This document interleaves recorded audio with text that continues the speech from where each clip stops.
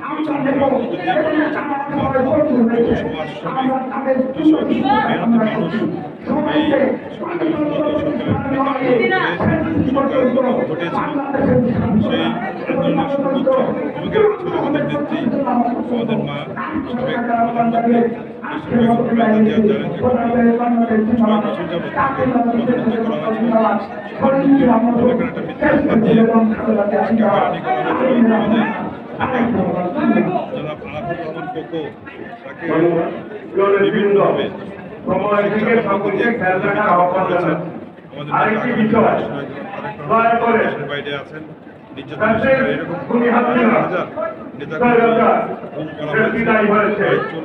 এই বিদায় আন্দোলনে দেশনায়ক তারেক রহমানের নেতৃত্বে সকল মানুষ ঐক্যবদ্ধ ছিল। সেই জন্য বক্তব্য দেওয়ার সময় দয়া করে শেখ হাসিনা বাইরে কারো বিপক্ষে কোনো কথা বলার প্রয়োজন এখন নাই।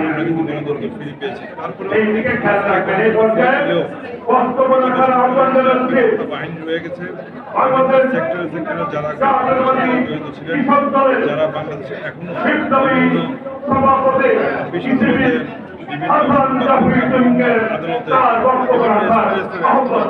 সেই স্বৈরাচারের তারা এখনো বিভিন্ন জায়গায় রয়ে গেছেন। আমরা আজকে সমাবেশের মধ্যে দিয়ে